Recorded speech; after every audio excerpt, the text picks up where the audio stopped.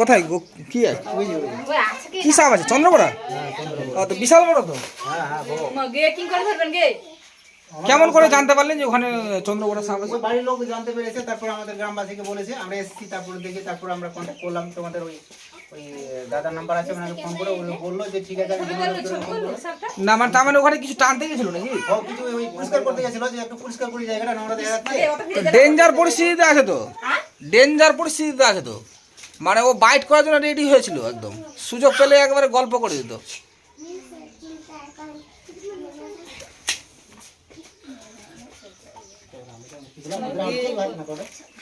আচ্ছা যাই হোক, আপনারা একটু দূরে থাকবেন, এটা অন্য সাপ তো, চন্দ্রবড়া। হ্যাঁ, ওর দৌড়াদৌড়ি করবে না কিন্তু, ঠিক আছে?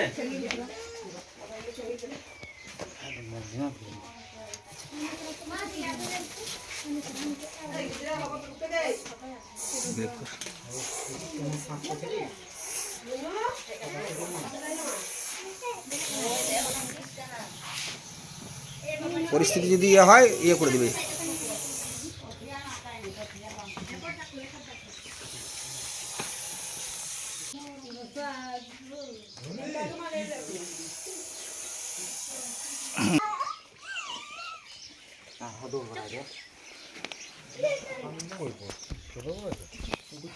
এটা রাসেল ভাইপার, চন্দ্রবড়া।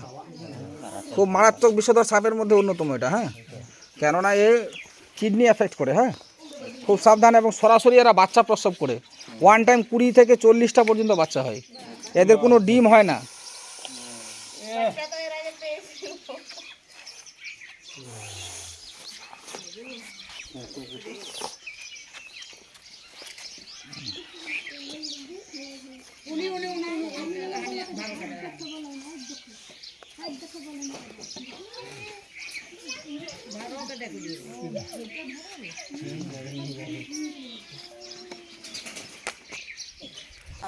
আরও থাকার সম্ভাবনা আছে, কিন্তু আশপাশগুলো পরিষ্কার রাখবেন, ঠিক আছে? আর পুরনো লকড়ি ফকড়ি এগুলো কিনা সবসময় সাবধানে, যখন কোনো তুলবেন কিনা সাবধানে তুলবেন, কেননা ওই জায়গাগুলোতে ওদের হচ্ছে পছন্দের জায়গা।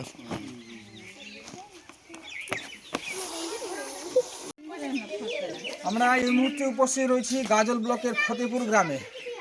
আপনারা দেখলেন যে এই মুহূর্তে যে আমাদের রাসেল ভাইপারটা চন্দ্রভরা যে সাপটাকে আমরা উদ্ধার করা হয়ে গেছে।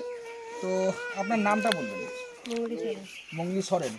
ওনার বাড়িতেই চন্দ্রবড়া সাপটা বেরিয়েছিল। তো যাই হোক, একদম খুব বিপজ্জনক অবস্থায় ছিল, বাড়ির সামনে কোনো কিছু হয়তো সরাতে গেছিলো, শেষ হয়ে দেখতে পান।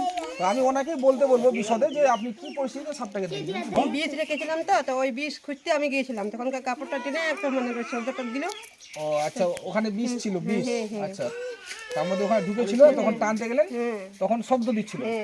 আচ্ছা, যাক, ভালো, ভাগ্যিস ভালো যে সে প্রাণে বেঁচে গেছেন, নাহলে ও যদি ওয়ার্নিং না দিত, যে কোনো সময় আপনাকে কিন্তু একদম বাইট করে দিত। যাই হোক, সেটা হয়নি, এটা আমাদেরও সৌভাগ্যের বিষয়, আপনারও সৌভাগ্যের বিষয়, সেটা যেন না হয়েছে, ভালো। যাই হোক, এই দাদাই আমাকে ফোন করে, হ্যাঁ, তো দাদা একটু নামটা বলবেন। আমার নাম শরৎ কুমার সরকার।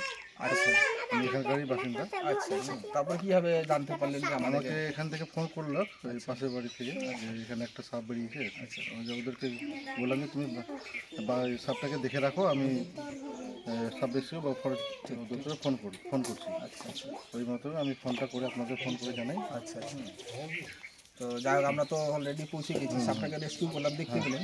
তো আপনারা আমাদের কাছে খুশি তো? হ্যাঁ হ্যাঁ। আচ্ছা, আর এই যে একটা, আচ্ছা ঠিক আছে, অসংখ্য ধন্যবাদ আপনাকেও। আর যে ধরুন একটা বিপদ একটা যে ছিল, সেই আশা করা যায় যে বিপদটা মুক্ত হলো, তাই তো? হলো, যেহেতু একটা বিষাক্ত সাপ। ঠিক ঠিক ঠিক। আচ্ছা, ঠিক আছে, ধন্যবাদ।